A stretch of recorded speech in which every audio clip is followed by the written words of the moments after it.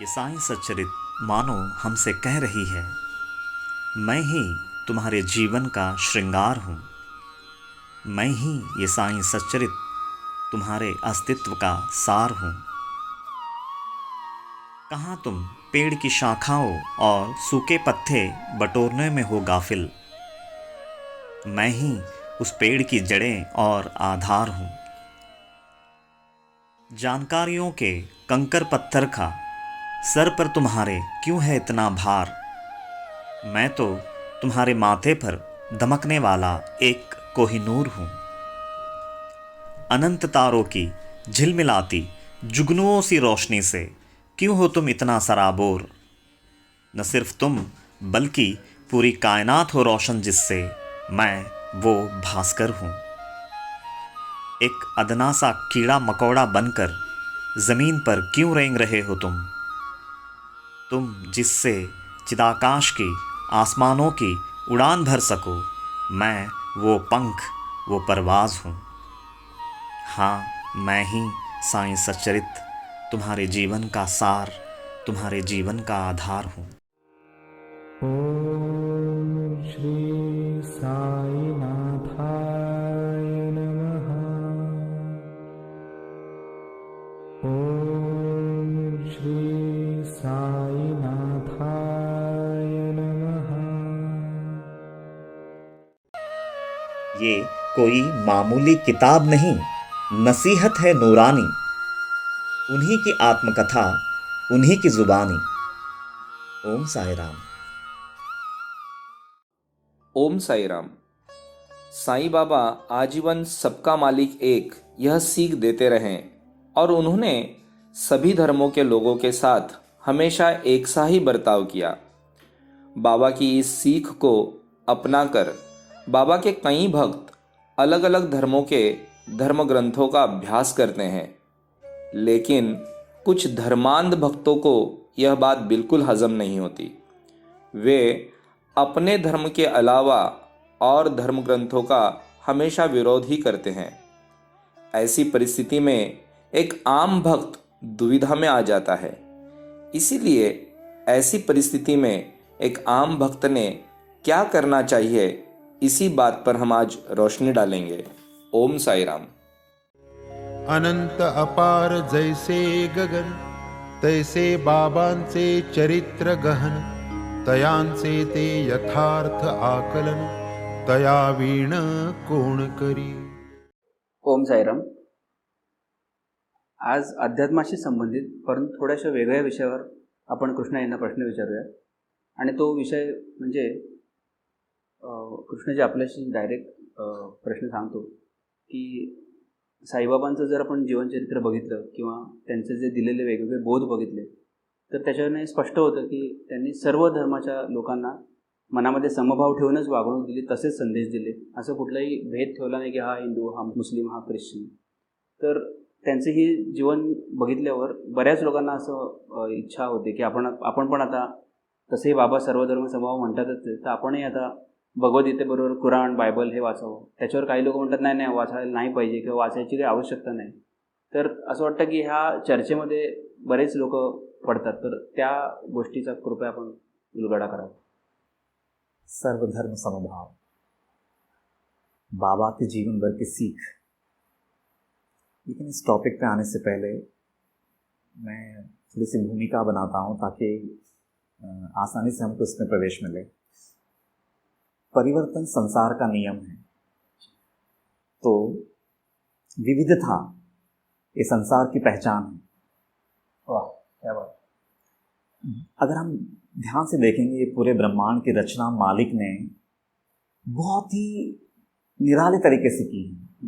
उन्होंने न जाने कितने धर्म बनाए हैं, कितने राष्ट्र बनाए हैं, कितने मुल्क बनाए हैं, कितने तरह के लोग बनाए हैं। इतनी विविधता को अगर वो मालिक ने जगह दे रखी है, तो बीइंग ए ह्यूमन बीइंग, मतलब मैं एक इंसान होने के नाते मुझे उतनी सहिष्णुता दिखानी चाहिए वो मालिक के क्रिएटिविटी के प्रति। ऐसा पहले तो मैं वो मानता हूँ जी, क्योंकि ये विविधता बनाई किसने है? वो मालिक नहीं बनाई ना। अफाट हा ब्रह्मांड विस्तार, चंद्र सूर्य तारा भार। निर्मित्याच्या कौतुकाचा विचार लवभर कोणीही करीना.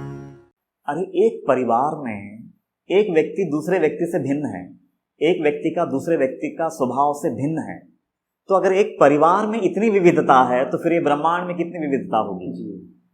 उसकी रचना ही वैसी बनी है ना, तो फिर उसको उतनी ही विशाल हृदय से लेना चाहिए, और बाबा ने वही हमें सिखाया भी है.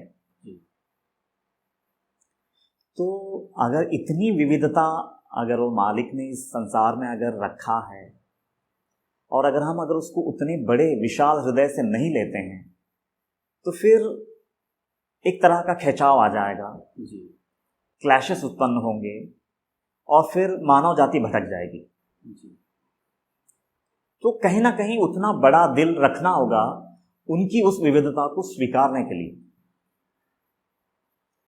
ब्रह्मदेव सृष्टी रचिता, आपण तयाचे कौतुक न करिता, व्यर्थ होऊ पाहिल रसिकता, बनता बनता बनेल. अब रहा सवाल कि फिर मैं आज हिंदू हूँ, मैं अपने धर्म ग्रंथों को पढ़ रहा हूँ,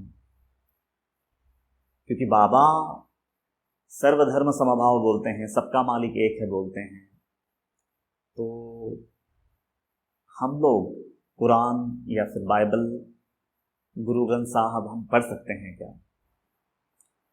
अगर आध्यात्मिक जिज्ञासा है तो बेशक पढ़ सकता है, लेकिन अपने धर्म ग्रंथ को बखूबी पहले समझकर, जहां मेरा जन्म हुआ है, जहां मेरी परवरिश हुई है, जिन पितरों से मैंने अपने धर्म को अपनाया है, पहले मैं उसको तो बखूबी समझ लूं.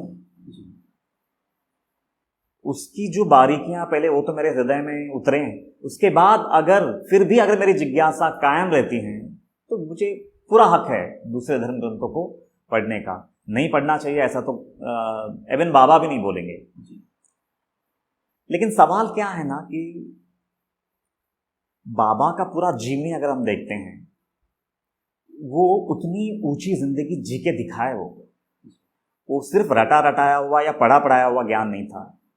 जब भी कोई यवन भक्त आता था तो उनको उतने ही सहिष्णुता के साथ, उतनी ही मोहब्बत के साथ उनके धर्म में उनको प्रस्थापित करते थे. अगर कोई हिंदू आते थे तो उनको वही रास्ता दिखाते थे. कभी भी उन्होंने धर्मांतरण की बात नहीं की. उतनी विशालता उनमें थी, बल्कि वो प्रैक्टिकली जिए. यहाँ तक कि अगर कोई हिंदू ब्राह्मण अगर बाबा को कोई यवन मान करके आता है, मुस्लिम यवन मान करके आता है, तब भी बाबा उसको उतने ही बड़े दिल से लिए, और उनकी जो भक्ति है उनके गुरु के प्रति, वो उनको बाबा ने वहाँ पे प्रस्थापित किया. जो जो जयाचा गुरु असावा, त्याचे चिठाई दृढ विश्वास बसावा, अन्यत्र कोठेही तो नसावा, मनी ठसावा गुह्यार्थ हा. तो जिन जिन की जहाँ जहाँ दृढ़ भावना थी, बाबा वहाँ वहाँ उनको स्थापित करते रहे. ये उनकी पूरी जीवनी है. तो बाबा ने कभी भी धर्मांतरण की बात नहीं की. लेकिन हम जैसे जिज्ञासु लोगों की एक सबसे बड़ी खामियां, मैं कहूँगा एक खामी होती है कि हम लोग अगर दूसरे धर्म ग्रंथ भी पढ़ेंगे ना, तो हम चिकित्सा स्वभाव से उनको पढ़ना चाहेंगे. क्या बात है? कि वो धर्म का कहाँ नुक्स है, उसमें क्या खामी है. मतलब मैं हमेशा अपने धर्म ग्रंथ को बहुत ऊंचाई पे रखते हुए दूसरे धर्म की कसौटी करूंगा. मतलब जजमेंटल मोड पे. हाँ, बिल्कुल एक जजमेंटल तरीके से मैं उसको देखना चाहूँगा. अगर समझो मैं उस नीयत से मैं अगर वो ग्रंथ को मैं पढ़ूंगा, तो वो ग्रंथ मेरे हृदय को कैसे छू पाएगी, मुझे बताओ.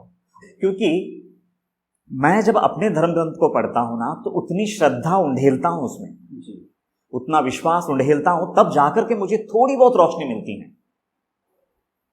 वो पूरी रोशनी तो सद्गुरु ही देते हैं, वो अलग बात है.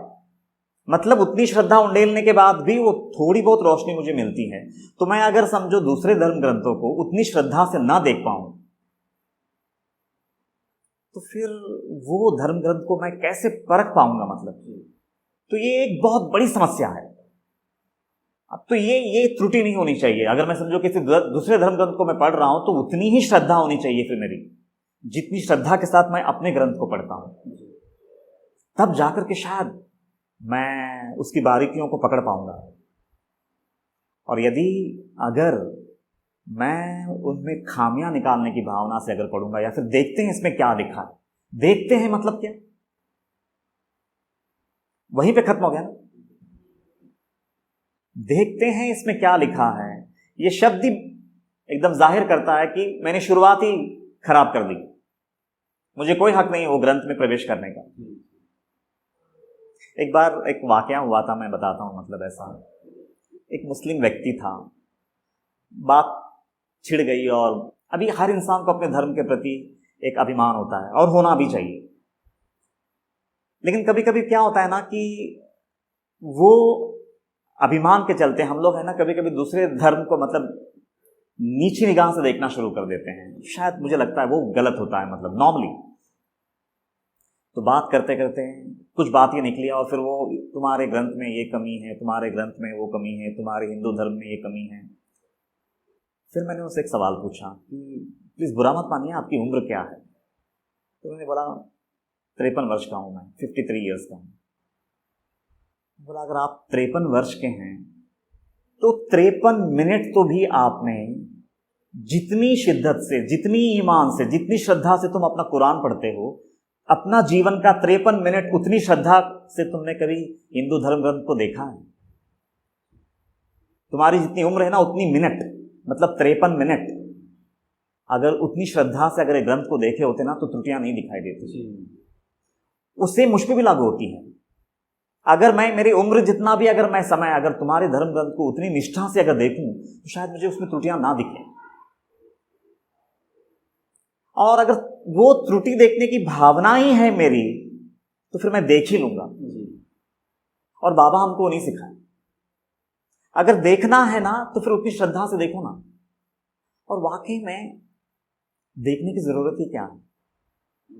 किसी यवन को हिंदू धर्म ग्रंथ पढ़ने की जरूरत क्या है? या फिर किसी हिंदू को कुरान पढ़ने की जरूरत क्या है? अगर मैं अपने ग्रंथ को पूरी ईमान से, पूरी श्रद्धा से अगर मैं पढ़ सका, 100% अगर उसकी रोशनी में ले सका, तो मैंने कुरान पढ़ लिया। मुझे अलग से कुरान पढ़ने की जरूरत नहीं है, क्योंकि जो ये ग्रंथ कहता है वही वो भी ग्रंथ कहता है। हकीकत में जब मैं और दूसरे धर्म ग्रंथों में त्रुटियां निकालता हूं ना, इसका मतलब क्या है कि मुझे मेरा धर्म ग्रंथ अभी पूरी समझ नहीं आई। यह और हर व्यक्ति पे लागू होती है।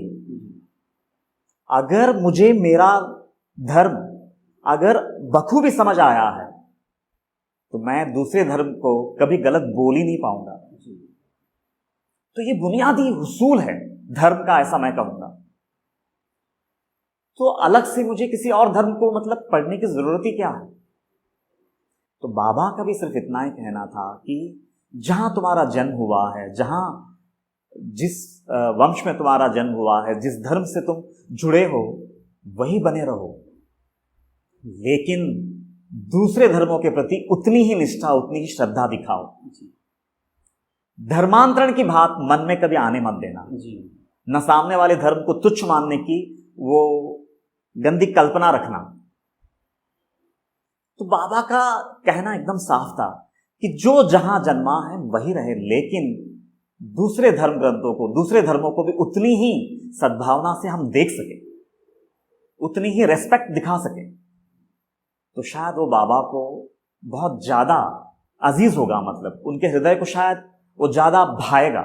ये वो म्हणती प्रसंग काही, अपना तकिया छोड़ना नहीं, सदा सर्वदा निश्चल राही, अनन्य पाही एकत्वी।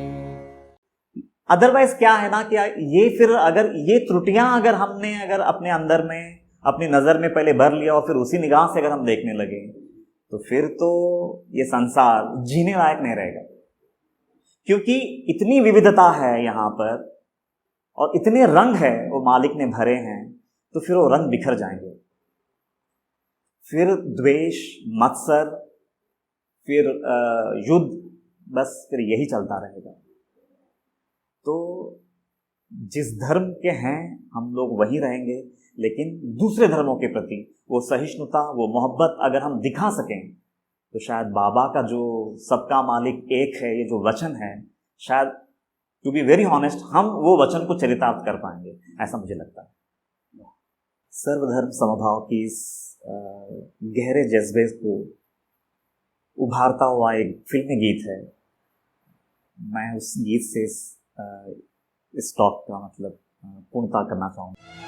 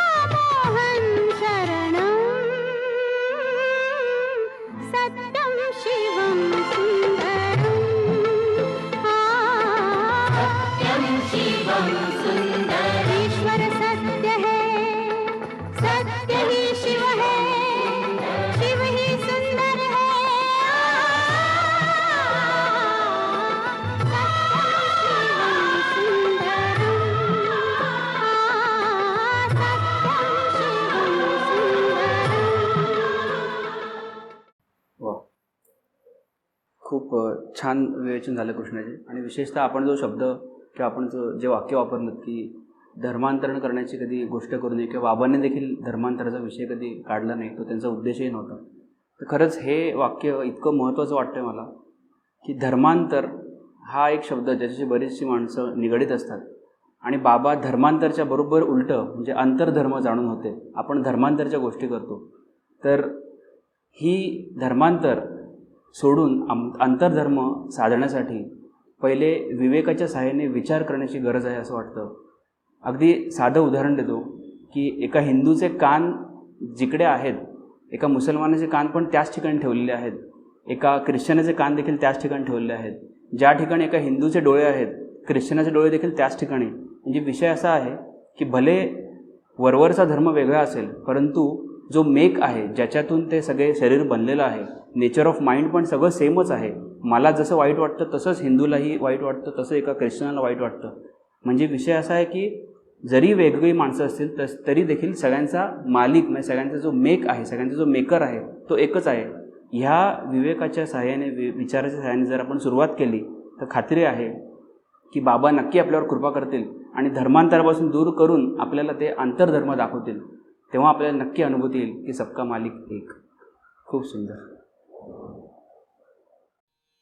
इस लीला का सार, देश परदेश की उपाधि तो कभी बोली भाषा की उपाधि, रंग रूप का उपाधि तो कभी जाति धर्म की उपाधि.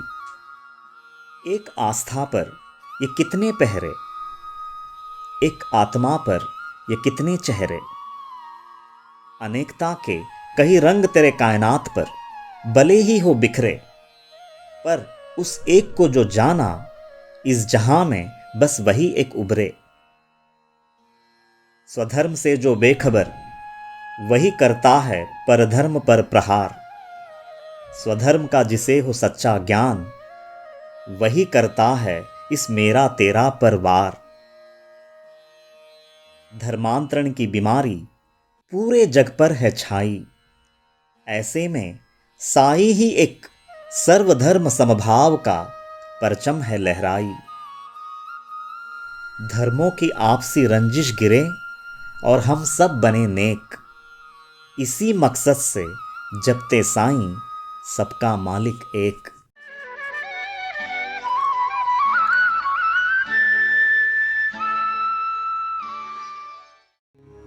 वेदांत विषय अति गहन, विरक्ती भक्ती ज्ञान जोड देऊन ऐसा ग्रंथ करणे निर्माण गुरुकृपे वीण दुर्घट कृपा आपुली झाली या वीण पोथी वाचणे केवळ क्षीण समजणे तो त्याहून कठीण बाबा मी निक्षून सांगतो श्री सद्गुरु साईनाथार्पणमस्तु शुभं भवतु